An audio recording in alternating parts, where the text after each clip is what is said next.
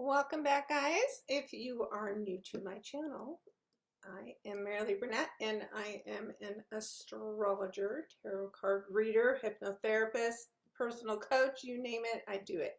And our session here today is to talk about the upcoming new moon. So at the beginning of this video, you saw that we have tarot cards coming up. So hang on until we finish discussing the astrology of the new moon, and then we'll get into our pretty exciting cards as well. So to begin with, the new moon happens on September 25th. It will be, of course, in the sign of Libra. And a new moon means that we have the moon and the sun joined together at the same degree. Lots of two energy coming up in this new moon.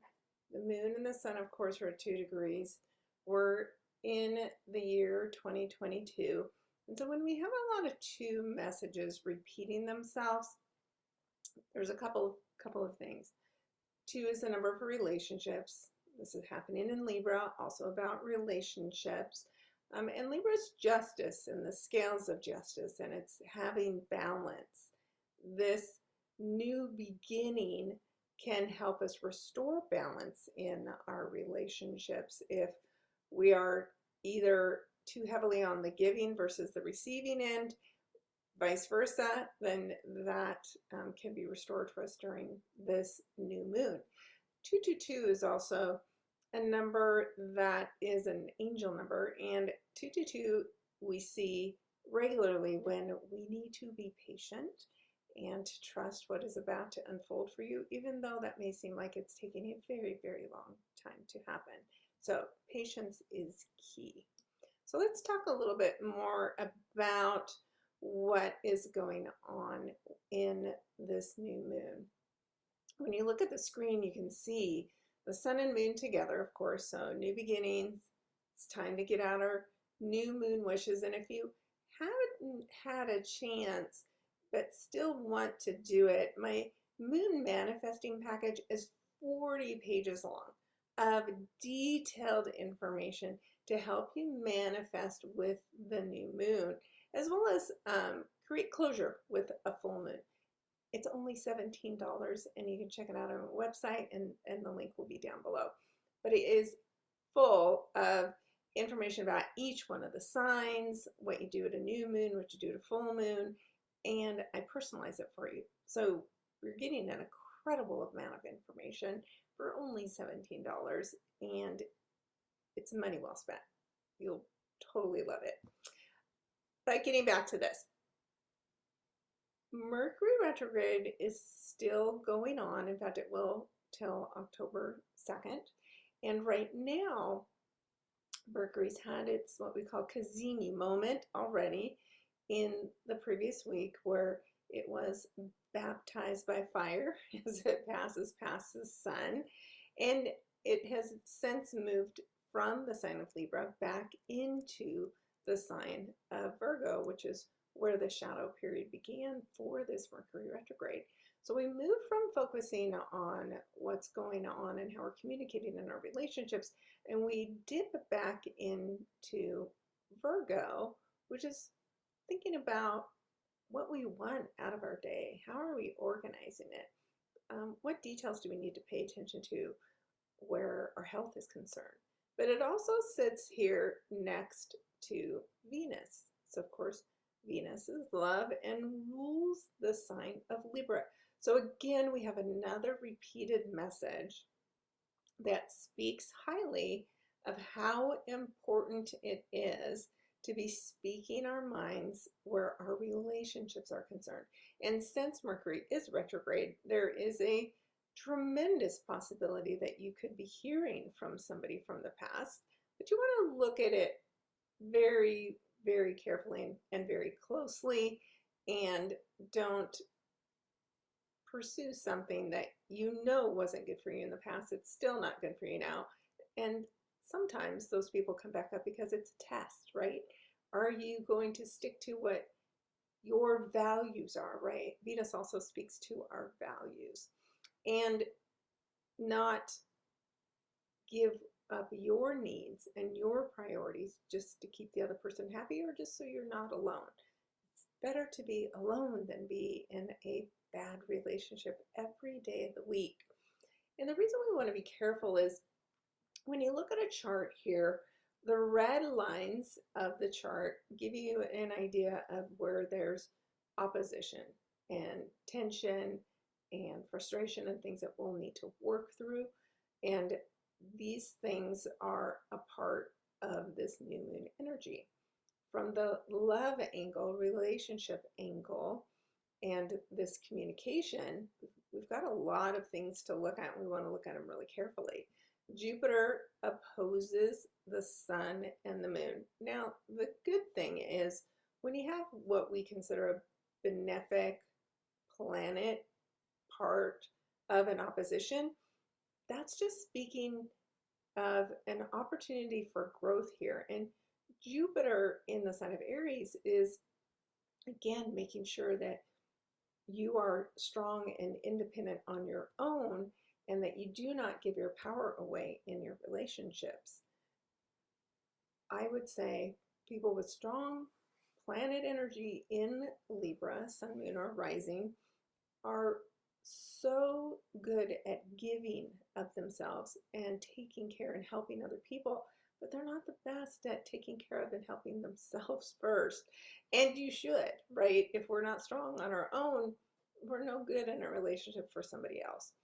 And you'll just end up burning the candle at both ends, and you don't want that. So Jupiter has a way of showing us how ridiculous we're being in particular situations if we really need to pay attention to the lesson that this planet has for us. So depending on how you're behaving in your relationships, where your balance is, Jupiter may have an opportunity for you to look at them a little bit more closely and get you making yourself a priority. Not meaning that you're a priority over your relationship, but you're equally important. The other planet here next to Jupiter is Neptune, and Neptune can be a planet that is a little tricky. It is, for some, delusional. It is where we go to escape. You know, it's the last sign when it's in Pisces of the zodiac. And so there's some things that could be dissolved at the time of the new moon. And it is closest in opposition to Venus in Virgo. So Venus in Virgo can be a little bit controlling, a little bit structured, and Neptune in Pisces has no boundaries. So there may be a conversation that you need to have with your partner about boundaries in your relationship. And with Mercury there, the opportunity presents itself so you can have that conversation in a way that both of you are open to listening to.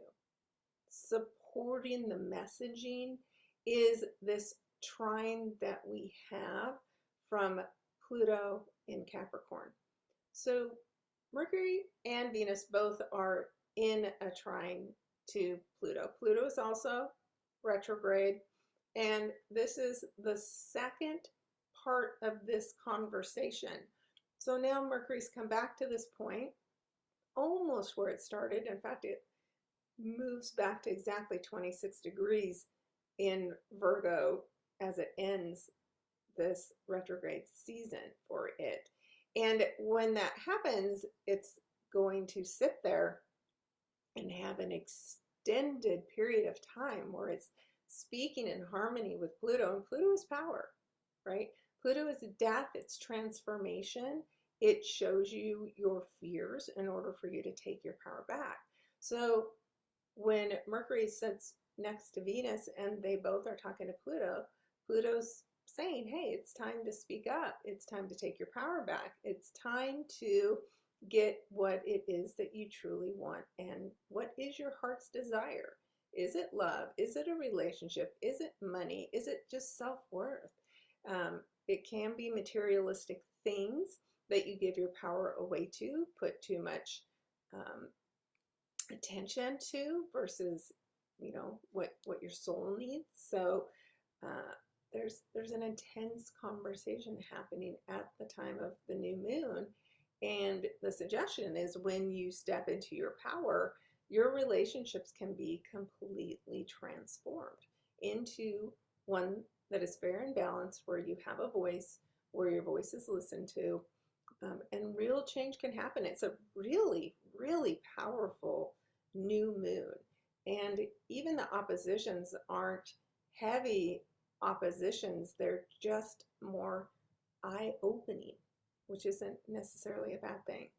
A couple other pieces here at the same time, we have Saturn that's activated its square with Uranus.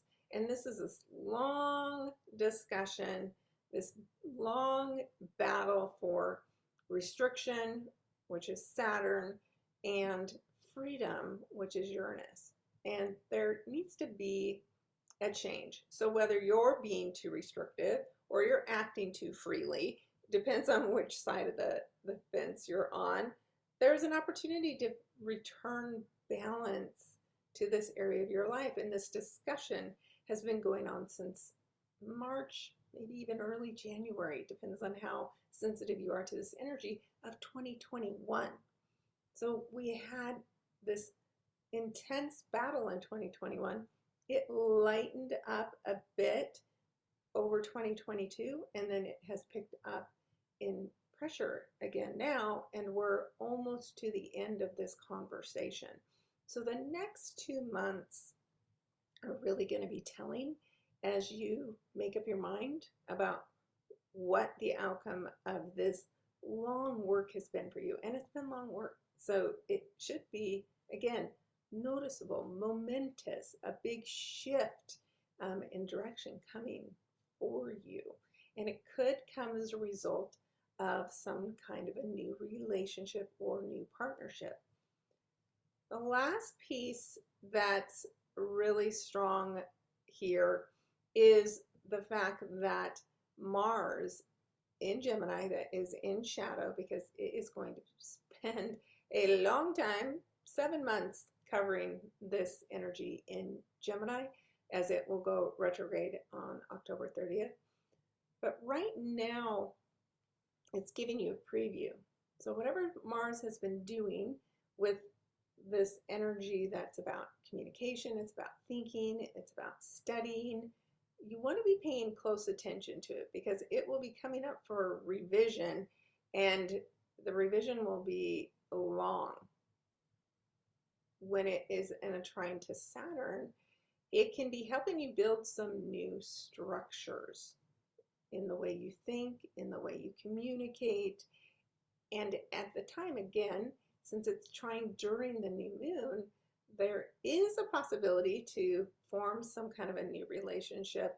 And as a result of that relationship, you may form some new ways of thinking. You may decide to go back to school. You may decide to, again, stand up for yourself, because Mars in Gemini, used appropriately, is giving you the power to speak your mind.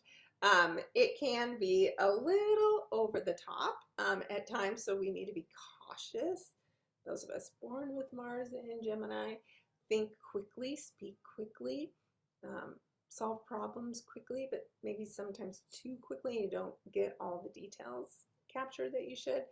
But at this time, it's getting that support from Saturn, so your actions are structured. They're not like working with the Uranus energy that can be really, really erratic.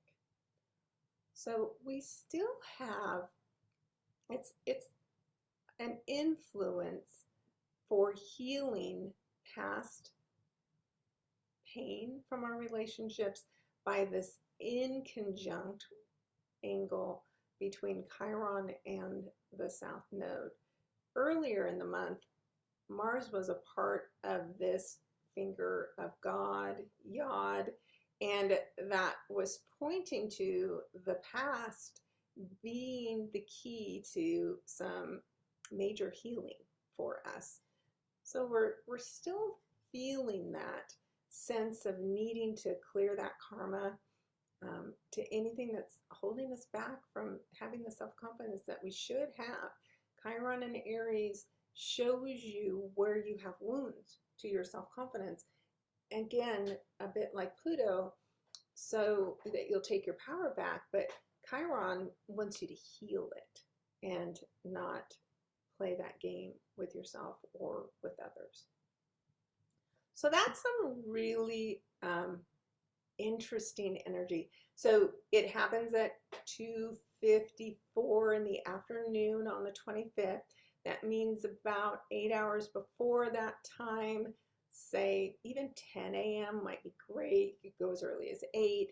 You want to start formulating what your new moon wishes will be.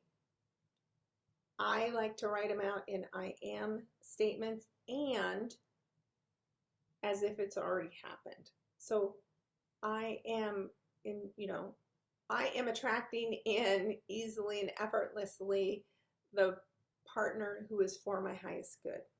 I am removing blocks to my thinking that keep me from opening myself up to the perfect partner. It's really good to not just wish for what it is that you want, but wish to be changed into the person that will be able to easily attract that in. So if we focus our wishes on changes that we need to make to our behaviors, we'll have a lot better luck getting to our ultimate outcome and goal. So that's one of the things I work with people regularly on in my coaching practice is how do we set those intentions and goals, and then how do we get those blocks removed that we aren't even aware are there, but they're running around in our subconscious mind. So if you do not have what it is that you want from your relationships, part of the problem is the way you're thinking about them. All right, so let's take a look at the cards, and I'm going to switch screens for that. Give me a moment. All right, so let's share that picture here. All right, make this a little bigger so you can see it. So here we have at the center of this will be you.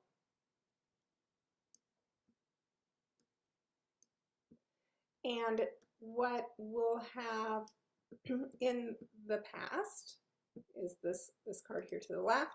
And then we will have what's coming up as our outcome card. And then we also have a message from our ancestors at the bottom of this, and then a message from our angels and our guides. So let's look at it, because they were really pretty interesting. When I did these, I was like, ooh, this is going to be a good reading. Major Arcana card at the center of everything is the Devil card. And the Devil card is like the planet Pluto. It is about realizing where you're giving your power away and where you need to take it back. And that is a huge energy, again, of relationships and transformation and not being trapped in relationships that no longer serve us. You notice that these two people are chained to the devil, and it's a symbolism, right? It's being chained to your desires, even if they're not healthy for you, and we want to break free from that. So there is going to be, at the time of the new moon, this is the Page of Swords card, a message that's coming in from an ancestor in the past. It could be an ancestor that was intelligent, book smart, or it could be somebody that was younger. So you'll want to tune in and listen. When you get that little voice in your head, it is your ancestor speaking to you and sharing a new idea for you. It can come in pretty quickly, so you really want to make sure you're paying attention to it and you're open to it. And then I thought it was interesting that even our angels are the King of Swords. And so this message that you need to hear, it's a little more advanced, right? If we're Page of Swords is kind of immature energy, but the King of Swords is in charge of his thinking. He's in charge of being decisive, and there is a message from your guides that you want to listen to. So it just could be you're currently in a situation that is not for your highest good, and you're going to get some very clear information on why and how to break the cycle and get out of this sense of feeling trapped. So keys to that is, in the past, the Ace of Pentacles would have said that it could have been a new job, some kind of new source of income. I don't know if you were going into business with somebody, but something to do with that new beginning that you created for yourself in the past may have introduced you to somebody, and that somebody has the ability to carry your dreams forward and bring you some pretty amazing success.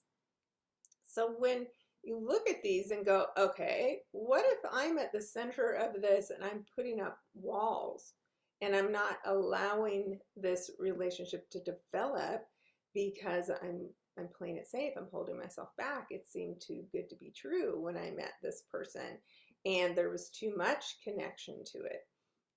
You need to listen to your guides. They're gonna tell you which way this is meant to be. But this is definitely a relationship in somebody that you've met in the past. Could be a grounded earth sign. And when you allow yourself and your power in your relationships to be transformed, this is a really happy outcome for you. So you could just need to let go of this person, and as a result of letting them go, the Nine of Cups says your dreams and your wishes are coming true. So whatever your situation, as long as you're listening to your guides, the outcome is definitely in your best interest. And so I strongly encourage that you listen to your guides, especially over the next week, as I think that those messages, those synchronicities will all start showing up for you. And then by the time the new moon actually gets here on the 25th, you're going to know what you want and be able to clearly articulate it and put it into your wishes. So Libra is an air sign. Again, in my moon manifesting guide, I talk about this, but with air, right, we're working with air. I give you an example of something that you can do in each of them. So this is about communication. There's a couple of different things you can do here. You can, of course, write them out, because I always recommend that. You can speak your wishes out loud. Always recommend that as well. And there's a couple of different things that you can do to write them out and set these as I am statements, writing them out with the intention to keep writing between now and the time of the new moon. There's a bunch of different varieties of ways and how many times, and you can Google that and look that up and do what's drawn to your energy. But definitely want to stick in the realm of air. And then you can add the element of, well, where does this happen? What house is this happening in? And that will help you uncover a little bit more information there as well. On my website, I have my my new moon write up that has what you can expect for an outcome based on your sun, moon, or rising sign. So you want to check that out. I'll put the link to the article directly down here as well. So very interesting and exciting changes coming in for this new moon. So let me know what happens. Send me your comments at the link below, and I will respond to all of them. Thank you so much. Hope you have fabulous new moon, exciting relationships and partnerships and opportunities showing up for you, and we'll talk again soon.